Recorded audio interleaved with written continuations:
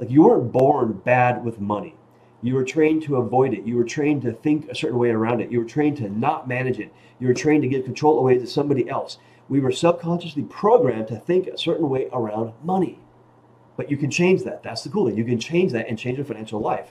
Because confidence around money, around yourself, it doesn't come from the amount of money you make, doesn't come from your net worth, doesn't come from timing the markets correctly. It comes from being in control of your income, in control of your net worth, in control of what you put your money into. It comes from liquidity, having the ability to put money to work. That's why we love infinite banking, by the way, because it is a liquid asset, but your money is growing while you're still doing this, infinite banking, and doing something over here. It also comes from understanding your own system. That's why a lot of people love infinite banking because we teach them how it works. They have more confidence around it. They understand the system, and it has a lot of living benefits for them throughout the rest of their life.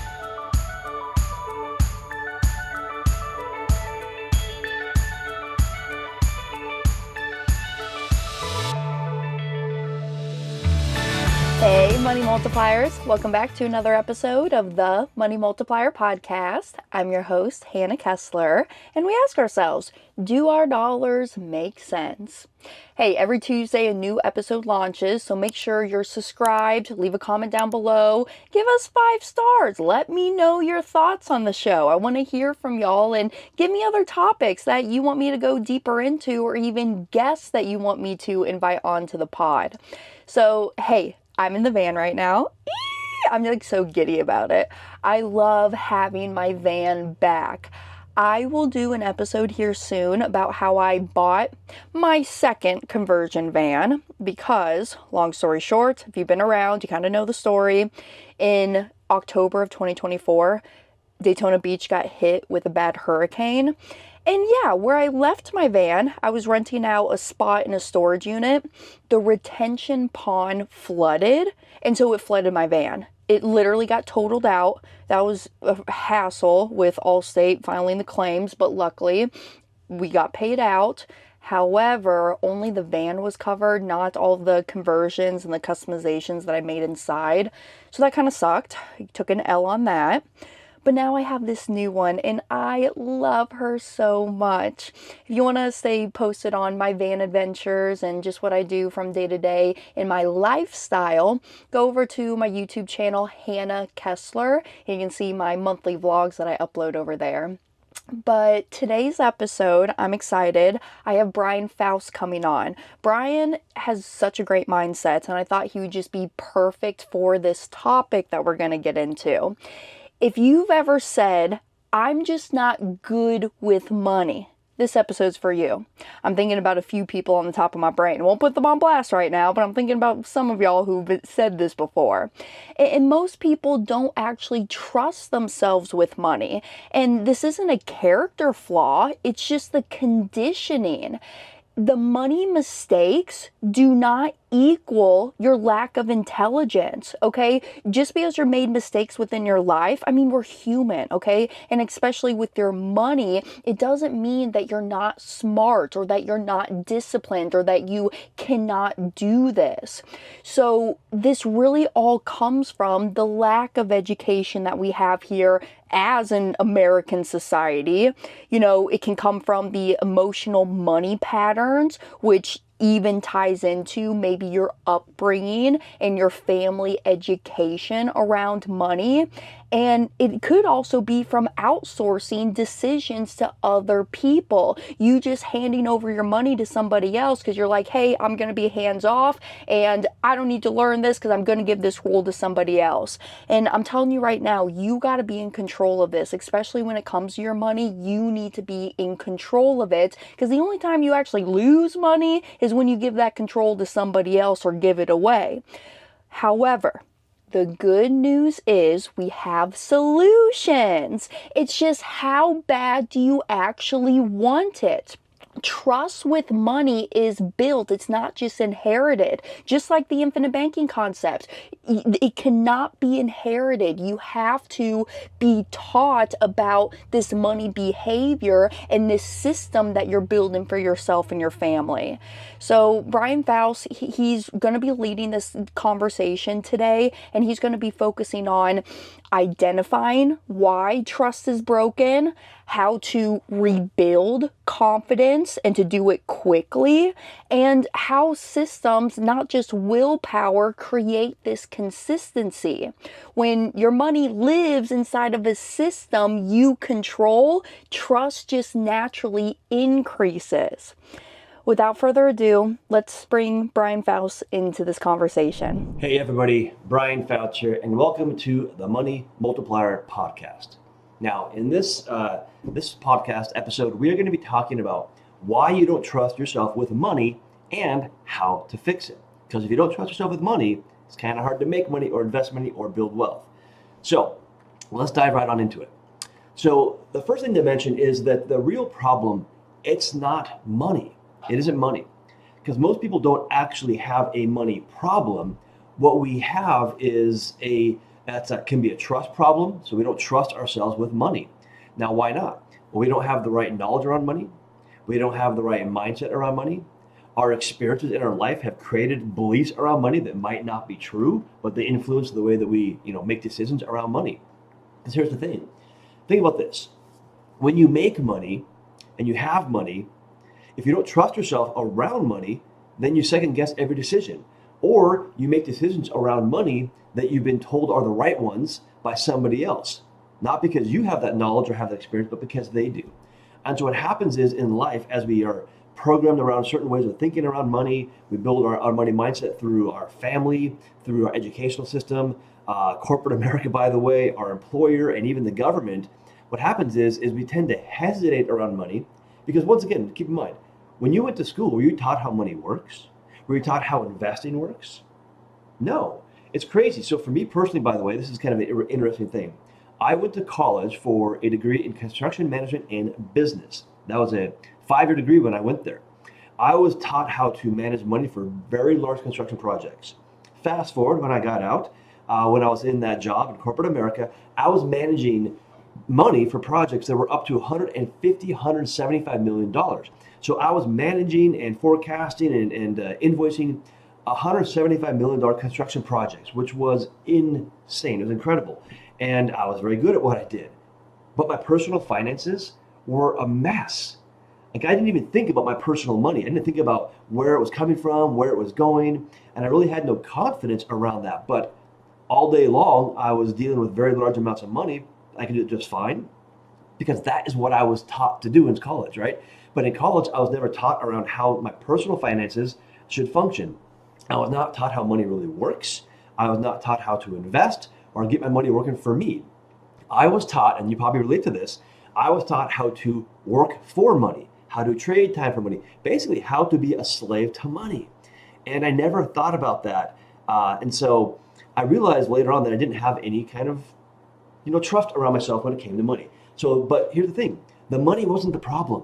The problem was me. So if someone, and by the way, this happened in my life, but let me ask you a question. If I gave you $500,000 or $500,000 today, would you feel confident in what to do with it to get that money working for you? Maybe, maybe not. A lot of us say, hey, I'm going to go talk to my financial advisor, my brother-in-law who knows, who has money, whatever. I'm going to go talk to somebody else because I don't have the confidence in myself. I don't trust myself, and I don't know what to do with that money. So the real problem with money is that it's not because you're bad with money, it's because of how you were trained around money. So that's one big thing I want to make sure I'm going to hammer home here real quick. The real problem is not money. It's your habits, it's your education, it's your training around money. All right, the second thing I want to talk about is how we are conditioned to not trust ourselves, especially when it comes to money. So from day one, money decisions are outsourced. Now, when you're a kid, you don't really think about it unless you have a family that talks about money. Now, when I was born and when I grew up, my family, low income, we didn't talk about money. It was never really discussed. And so I never thought about it. And so, hey, if I got an allowance or I mowed the lawn and got some money, there you go, I'd go and spend it. I was never really taught though, hey, should I be saving a certain percentage of it? How should I be using that money for down the road? I never thought about it. And throughout my life, I was taught, hey, go to school, get a good grades, try to get good grades. Right? I got okay grades, and get a job and start making good money and save some money. That's what I was told to do. So as I started doing that, when I look back now, what I realized is that my money decisions, they were being outsourced to somebody else. Think about this. Hey, I want to go buy a house. Well, you go to a bank, they're going to tell you what you can or cannot borrow.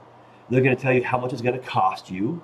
They're going to say yes or no to you. They're going to approve you for a loan or not, right? They control that aspect of your life right there. Hey, I want to get a car. I don't have that kind of money. Oh, I'm going to go to the bank. They're going to tell you, you're going to pay us this much. If you don't pay us, we're going to take your car. So do you really own your car when you get a car loan? Because they have the title. Not really, right? They're going to say, okay, you have to pay us for this amount of time. If you don't, we're going to take it. Think about financial advisors. Think about a 401k. If you have a 401k, you're giving money to somebody else, right? They're going to say, hey, you should put it into these stocks or this index or this group of stocks. There's going to be these kind of fees you're going to pay us. Oh, and by the way, IRS says you cannot touch that money until you're 59 and a half without paying a bunch of penalties. Oh, and by the way, we're not going to charge you taxes on that money. We're going to charge you taxes down the road when the taxes are higher and we control how much taxes you pay. Control, control, control. You're giving control of your money to somebody else, right? Especially with the 401k, IRA, things like that, because we do not control the markets. Think about your employer. An employer decides when you can come to work and when you can go home, in most cases, not always, but they control that. They control your time. They control how much you're going to make. They control you, right? And they can actually let you go whenever they want. That's pretty crazy, right? And so we're giving control not just of our money and our time, but of our lives essentially to somebody else. Think of financial advisors. They're going to go tell you, hey, this is what's smart. And why do we go to them? Because we don't have any trust in ourselves or any knowledge in ourselves as to what to do with our money. So we go to somebody else that maybe, hey, someone over here, our parents, our employer said, hey, go talk to them about your money. Okay, we'll go do that. So once again, we're being told what to do because we're not conditioned to trust ourselves, especially with money. We're told to go to somebody else. That financial planner is going to say, hey, I'm going to charge you this much. We're going to put it into these stocks, all this kind of stuff. But they're the ones that control your money. And by the way, in most cases, if you lose money in the markets, they still get paid. If you make money in the markets, they get paid even more. And so we're relying upon them to tell us what to do. We're also taught or trained, if you want to call it that, don't touch it, right? Set it and forget it. Park that money over there and it'll grow for you and it'll be there for down the road. Just trust us. We're the professionals, just trust us. But oftentimes that trust is misplaced. Now, what do I mean by that? Well, so back when I got my first job, I was making decent money. I was putting money aside like I was told to do, right, into the stock market, 401k. And then 2009 and 10 happened, and I watched my 401k account go down by about 40 to 45%. Now, do you think that I had trust in the markets? No. Do you think I had trust in myself? Well, no, because I didn't originally. And then do you think I trusted that advisor? No. I didn't believe a word they said after that. So I lost all trust. So I started with misplacing my trust into professionals, and then I lost all trust. Now, what do you think I did? Well, if I got control of any money and I trusted nobody, I would make very bad decisions around my money. Because here's what happened to me, and maybe it's happened to you as well. When you trust other people, or we're conditioned to not trust ourselves, you never develop that, call it that, financial muscle, the investment muscle, we call that. And what I realized is I felt like I was a passenger on my financial journey instead of the driver. Yeah, I was the one that's putting fuel in the tank of the bus, call it that, bus, but I wasn't driving the bus. So wait a second. So I'm putting fuel in the tank, but I'm a passenger. That analogy right there really kind of blew me away. And I always think about that whenever I'm doing something today. Hey, I'm the one putting the fuel in the tank, but I'm also in the driver's seat. Hey, now it does not mean I have to be in the driver's seat, but if I have somebody else in the driver's seat, they had better have my map or my journey in front of them and be driving that journey. When I gave my money to a financial advisor previously, I gave it to them. I was a passenger, and they had their own map and their own destination, but it wasn't my destination, by the way. And one of the things that happened to me is that because I didn't trust myself with money. I blindly gave it to other financial advisors. And this was after 2010, by the way, but one of those individuals ended up losing me about $500,000. And I had placed my trust in them, by the way. This is part of the whole not trusting anybody anymore. And when that happened, it blew everything out of the water, to the point where I'm like, okay, I've had this lost money here, this lost money here, and this lost money over here. I don't trust anybody anymore. And so then what happened is I started, playing with my own money, but I still didn't know that I didn't trust myself, and I ended up making more and more mistakes. So definitely understand the analogy of, hey, if I'm going to be in the driver's seat, I'd better have the knowledge about how to drive the bus and know where I'm going and be following that plan. All right. And also kind of keep this in mind too. I mean, the reason why you can't trust yourself with money, if you've never been allowed to practice it, is that you've got to actually practice. You've got to actually start building that muscle, which we'll talk about here in just a moment. Now, there's a cost, though, to not trusting yourself. And this can be, very emotional, by the way. And so what happens when you don't trust yourself is that you can leave money sitting idle, and because you're afraid to lose it. So for me, that happened to me before, where I had lost a bunch of money, and then I made some, and I just sat on it, and it started eroding because it was going out the door to certain things, unnecessary things, by the way. And I remember it was about $80,000 at this one instance, and like 6 months later, I turned around and it was like $40,000. I'm like, whoa, $40,000, where'd it go? And I couldn't say exactly where it went. I could go look it up, but it didn't go anywhere that was really benefiting me, benefiting my family, especially not benefiting my financial future. And so what happened is I panicked. So now I was like, oh my gosh, I've got to get this $40,000 to work for me, so I don't just blow it on stupid stuff, right? And what happened is I gave $25,000 to somebody else. I placed my trust in them, right? Now keep in mind, this is before I had learned all this kind of stuff. So I was still in that learning process, still making some mistakes. This is early on in my journey, and lost that $25,000. Never saw a dime of that again. And what that caused me to do was start jumping from strategy to other strategies. We call it the shiny object syndrome, especially when you're an entrepreneur. You're looking at this business opportunity or this business strategy or this one over here, and I started jumping around. And what happens when you do that, you don't give enough of your time, of your passion, and your money to one strategy or one opportunity. And so I remember I did this many times. I would go from this one business, but I only spend maybe 10% of the time that I should have on that opportunity, and then I go to over here, and then this one, and then this thing over here. And what happened is I never fully invested myself, my money, my time, all the kind of stuff into one thing. I spread it out, and nothing really got any traction. And we call it the shiny object syndrome, or jumping around, and it can be very detrimental. And I've talked to a lot of people and they say, yeah, I bought this course, and I bought this course, I bought this course, I bought this course, and I look at the time frame between each one, and they never gave enough time to any one thing. And so what I mean by that is this: so when it comes to your learning about a concept or learning about a strategy, it's about building trust. And so as an example, maybe you can relate to this. So I went to college, because that's what I was told to do. So I went to college for construction management and business. That was a 5-year degree back then. Now it's 4 years, I think, but it was a 5-year degree. And I didn't know anything about construction, but that's why I was going to college, to learn about it so that I could trust myself to go do a job. And that's exactly what I did. I spent 5 years doing that, got out, and then I had that career for a while. But here's the thing. I used to teach real estate investing. And so what happens is people want to invest in real estate because they want to get away from whatever else they're doing. They want to go, hey, I want to create a different income source, build some wealth over here. And so when I would coach them, I would always ask them this question. So I want you to focus on this for a second. So I'll ask them, did you go to college? Doesn't matter if you did or not, doesn't really matter. But they'll say, yes, I went to college for maybe community college for 2 years. I went to maybe university for 4 years, something like that. I'm like, okay, so you dedicated 4 years of your life, quite a bit of money, and of course, you spend a lot of time learning this thing to build up that knowledge and that skill set to go do that career. Yes, that's what I did. Okay, how long are you going to stick with real estate investing before you quit? Now, I really didn't phrase it that way, but I would say, how much time are you going to give to real estate investing? They'd say 6 months, 3 months, maybe 12 months on the outside. I'm like, okay, so if you don't have success in 6 months or 12 months, you're going to go do something else. yet you spent 4 years going to college, time and money to learn something. How much time are you going to dedicate to real estate investing? And they're like, oh, okay, I kind of get what you're saying, is that why would I not spend, more time on this thing that's going to change my life, such as investing in real estate? And so what I had found out, and I knew this already, but before that when I was doing the coaching, it's 3 years.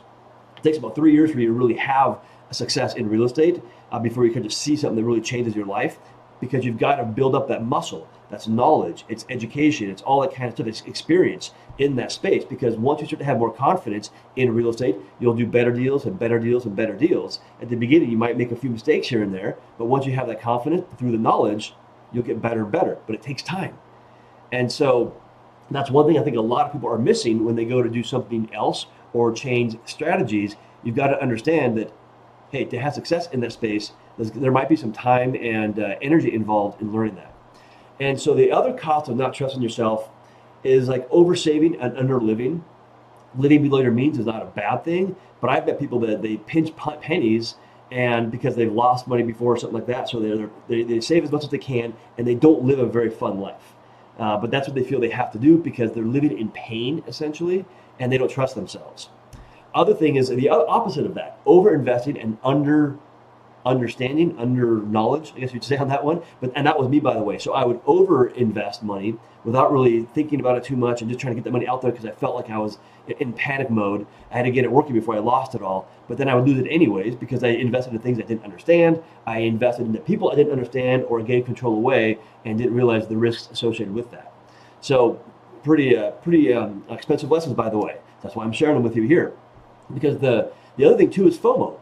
So fear of missing out. And cryptocurrency is a big one on that one. I know so many people that have lost so much money in crypto because they were scared of missing out because they're hearing all these other people that are like, oh my gosh, I just made $1 million.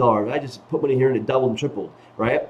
But those individuals, maybe they had better knowledge. Maybe they took bigger risks, or they were just lucky. But they got in typically early. And when you react out of FOMO, fear of missing out, oftentimes you're jumping in way too late after the big gains have already happened, and then you're left with not as much gains, or you even lose money because you hit the top and then it comes back down again. So you got to be very careful because the real cost of not trusting yourself, or the real cost of that is it's not returns per se, it's actually lost opportunities. Because when you don't trust yourself, you might see a good opportunity but not recognize it for what it is. Stress.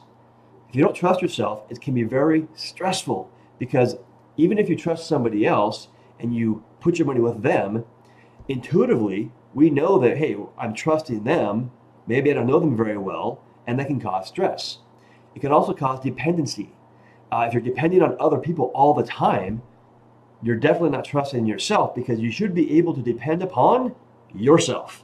And if you're not, you're missing a big part, because the biggest risk isn't making a mistake. It's never learning how money actually works. And I'll beat this one to death 100 times over. You've got to understand how money really works, because we are not taught this in school. We're not taught this by the government or by our employers, or we're not taught this. We either have to go find someone to mentor us or go learn it ourselves. You've got to learn how money really works, because that can help you not make money mistakes. All right. Hey y'all, I'm Hannah Kessler with the Money Multiplier. And I'm Larry Steinhaus, CEO of Investor Schooling. When we first launched Money Game Live last year, we were creating something different. It wasn't about motivation. It was about giving people real tools to think bigger and make smarter decisions with their money. Yeah, we watched people get clarity. They left with direction, and they finally understood how money actually works, not just in theory, but in everyday life. This year, Money Game Live 2026 is coming back, baby. 3 days in Tampa. We're going to go even deeper this year. We're going to be breaking down creative real estate strategies, tax reduction, and how to keep your money moving, protected, and growing. And it's more than numbers. It's about control, legacy, and long-term freedom that you're building for yourself. Listen, you want to be there, so go to moneygamelive.com and get your ticket now. That's moneygamelive.com. We'll see you in the room. Next topic I want to cover is why traditional advice makes this worse. So here's the thing. Oftentimes when we are taking traditional advice, and what I mean by that is advice from family, advice from employers, the government, the IRS, or financial planners or financial advice, is that removes decision making from us, but it does not mean that it removes the risk. And so we have this false sense of security because we're getting this advice that we think is the right advice, and it makes us feel secure. But then the results might not be what we want, and we break that security, and man, it's an emotional toll that takes it on us, right? And so when we remove decision making from ourselves, we have a lot of delayed gratification, and we can oftentimes delay gratification forever. So I know people, by the way, that, hey, they said, I was told to put money into my 401k. I did that. So delayed gratification, retirement. Then they got to retirement and said, oh, wait a second, this is not that much money. Now I've got to go work at, as a, in at Walmart or a local store to get some more income. So they're delaying gratification of retirement even later, and they may never even experience it. Also, when you put money with advisors, typically traditional things like 401ks, mutual funds, we hope the market cooperates. Hope is not an investment strategy, by the way. And can it build wealth? Yeah, over time it can, but it's very stressful for some people because you're hoping your money will be there. You hope the market goes up. Well, hope does not equate to making smart financial decisions. And you also find yourself reacting instead of responding, or being reactive instead of proactive. Being proactive just means going out there and getting the right knowledge, the right set of skills, so that you can react when you need to. Otherwise, you're just going to be taking action without knowing what's right or what's wrong. And then also, when we put our money with somebody else and volatility hits, confidence collapses, like I mentioned before. So I had quite a few instances where I had to learn that. And it was like chipping away at my confidence, but it wasn't my confidence, it was my confidence in other people. So I can think of probably 4 instances in my life, probably more like 5 to 7 if I had to really think about it, where I put my trust in somebody else. I did not make a decision really. I let them make the decision for me, and I was, reacting, and that didn't work out. This didn't work out. And every time that happened, my confidence chipped away, until finally it was just kind of blown out of the water. But now I had no confidence in myself or anybody else, right? And because that happened, because that confidence was borrowed. I was borrowing their confidence. And by the way, that's not control, that's not control. And I remember this one instance where this gentleman was very confident, right? Oh, we're going to make so much money, blah, blah, blah. And $500,000 later, for him, it was more like 20 plus million, by the way, that was lost. So after that, I was losing confidence, but he was still confident. And it blew me away when I look at this guy and say, man, he just lost potentially 20 some $million, but he's still confident. And I saw him get money from somebody else. So an elderly couple gave him some money for an investment that within a month was gone. And I was like, what happened right there? And now when I look back and I see this experience, I was like, that couple was very scared about money. They're scared of losing it. They had no confidence in what to do with it. They had no knowledge, no skills, nothing. But this gentleman over here had a lot of confidence, and he was projecting that confidence. And they saw that and they felt it, and they said, oh, that feels so good. It made them feel good. He's got confidence. We don't have it, so we want to borrow his. And they gladly gave him the money. Money was gone, over $100,000, and they were destroyed. They never recovered, by the way, from that thing. And that gentleman still had confidence even after this, because he did not learn from his experience. And now here's the thing that you might be asking, well, if he was confident, how come he lost money? Well, his investment strategy was going out there and finding other people that were very confident in what they were doing and taking our money and giving it to them. And then he would project confidence in that strategy. Hey, I know how this thing works. This is going to be great, all that kind of stuff. But in reality, he was doing the exact same thing that we were doing. We were trusting him because of his confidence. He turned around and trusted other people because of their confidence, so forth and so forth. He never really had the knowledge or the skill set to know what was the right investment, what was the not right investment. And eventually the whole thing collapsed and everybody lost all their money. So I've definitely seen this thing in real life, because you got to think about this, because not everything is always going to go right. So if your strategy only works when everything goes right, you probably don't own that strategy, because things do not always go right. So I've had lots of things that I've now in later years that I control, And they don't always work, but since I own that and I control that strategy, I can correct it or I can help respond to it correctly. So definitely that traditional advice, I'm very, very leery of it because of my own experience, but also talking to a lot of other people, they have not had the best experience, I guess I would say. Now, the last thing I want to cover here is how to rebuild, trust with yourself and money. So one of the things you've got to do is you've got to understand it's progression or progress, not perfection. Because to me, nothing's ever really perfect. You're always working on it. It's a work in progress. What's that thing they say that if you ever stop learning, you start dying, right? And that's why, people that retire, oftentimes, if they don't stay busy after retirement, their life is not very long anymore because they don't have any meaning, they call it. So always be progressing, always be moving forward. Don't try to find perfection. Now, to rebuild trust in yourself, you've got to bring money back into your life. You've got to stop hiding it. So I used to hide my money in other vehicles and things that I didn't really think about. So it was like, park it and forget it kind of thing. So you got to stop doing that. And you've got to start flowing your money through your life intentionally. A lot of us, our money comes in, we look at it and say, oh, cool. Oh, got to pay this bill, this bill, this bill, this bill. Oh, here's what I'm left over. Okay, that's fine. That's not a good strategy. You're not controlling your money, and you're not flowing that money through your life, through your hands intentionally. You've got to do it. So a big part of what we talk about here at the Money Multiplier is infinite banking. So becoming your own bank. One of the big things about infinite banking is controlling your money. Also, if you make money, you want to protect it. So you've got to protect your money, right? So that's what that strategy does. It can protect your money. And it also allows you to put it to work, okay? Now, that can help you build trust because when you're using like the infinite banking concept in your life, you start to trust yourself more and more because you're the one in control and you're also the one making decisions. The other thing I want to mention too is that to rebuild trust with money, you've got to use money while you still own it. So a lot of us, we don't do that. It comes in, we own it for a split second, and then it goes right back out to somebody else, and now they own that money. You do not want to give up control of it just to feel safe, right? You want to own that money. And so with infinite banking, one of the first rules is to pay yourself first. Not everybody else, but at least pay yourself first. 5, 10, 20%, whatever, and control that money. So let's once again, control it first because you want to control it today. I want to control my money down the road and in the future. When you think about like a 401k, you take that money and you give control to somebody else. You don't really own that money. It's still yours technically, but you don't control that money and you can't use that as well. You cannot use that money even though you technically own it because it's inside a 401k. If you want to get that money out, you got to get permission. That's a loan, by the way. You've got to pay penalties or taxes, or you cannot even touch the money depending on the structure of the 401k. But it's your money, but you can't use it. It's kind of a crazy thing.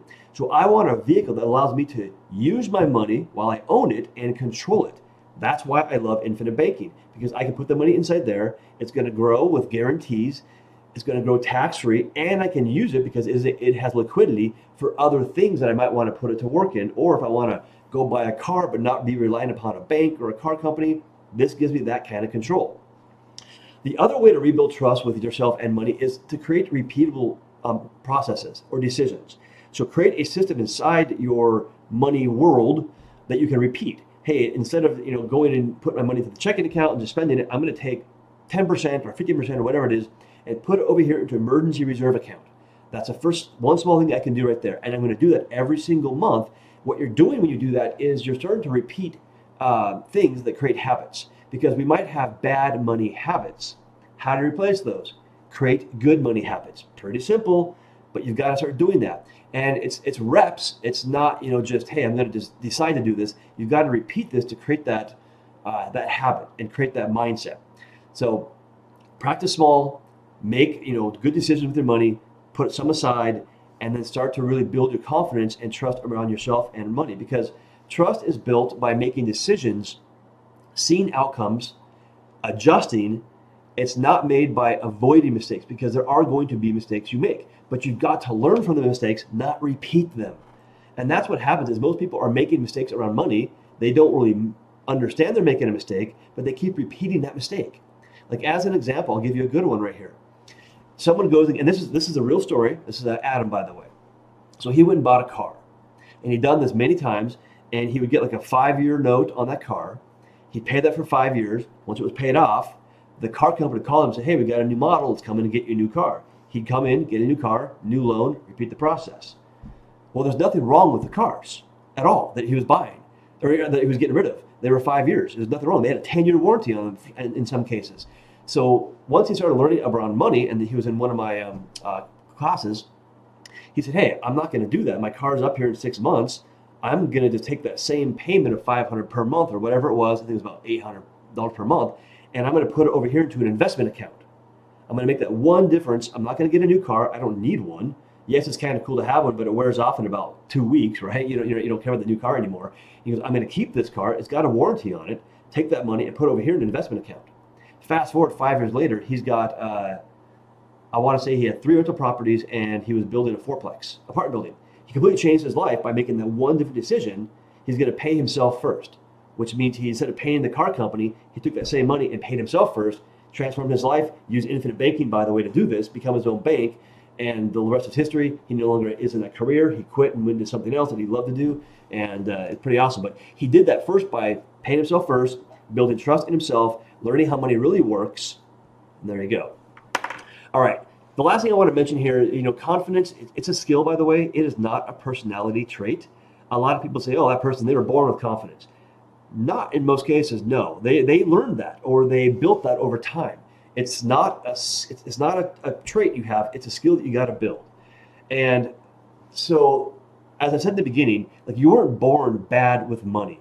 You were trained to avoid it. You were trained to think a certain way around it. You were trained to not manage it. You were trained to give control away to somebody else.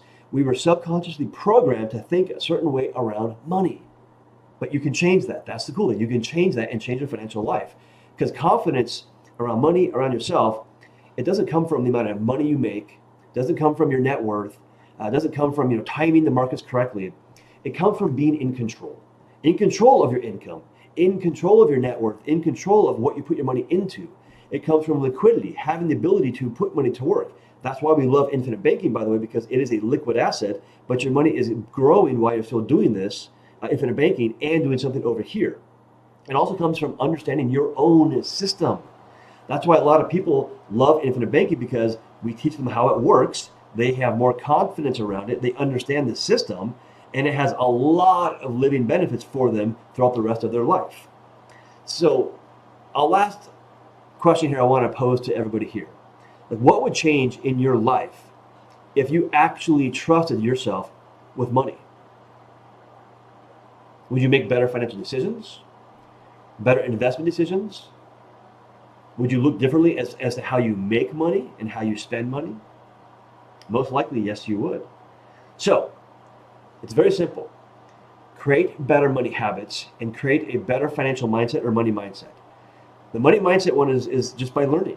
Being around, the money multiplier, being around people like Hannah and myself, learning how money actually works. You can go grab Robert Kiyosaki's book, Second Chance, Tony Robbins' book, Money Master the Game. Those are really good books to start training your mind to think differently about money. Watch our Money Multiplier webinar on infinite banking. We talk around money inside that webinar about how it works. And 2, start paying yourself first. Start doing something different in your life to create better money habits. But the first thing I almost would recommend doing is finding out, what are my current money habits? Good or bad, what are your current money habits? Hey, I whenever I have any money left over in my savings account, I spend it too quick. Or I am saving 10% into this or whatever it is. But find out what your good habits are and your not so good habits are, and start to change those. Okay, there you go.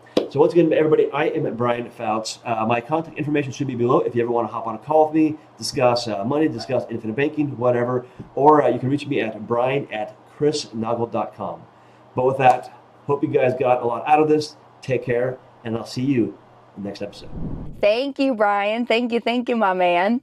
You don't fix money trust by trying or working harder. You fix it by changing your environment and your systems. And y'all, it's an ongoing process, okay? if you make mistakes, it's okay. I make plenty of mistakes in my lifetime. Have you seen some of my videos where I talk about my past days, my addiction days, yada, yada, yada, when I was a terrible teenager, and I still apologize to my parents to this very day about all the crap that I put them through? So it's not going to be this inclining slope that's going up each and every day or each and every year. It's going to be an ongoing behavior change, a pattern that you're going to be working on, because this self-trust grows when decisions are predictable and repeatable. And the chaos creates the doubt, but this structure and this system that we call the infinite banking concept, this is what creates the confidence. And in my opinion, it kind of forces you to create that confidence, because still to this day, how I look at my personal policy premiums, it's allowing me to force myself to save, to treat myself as my number one asset. So really, the infinite banking concept creates a place where money grows automatically, guaranteed, appreciating asset.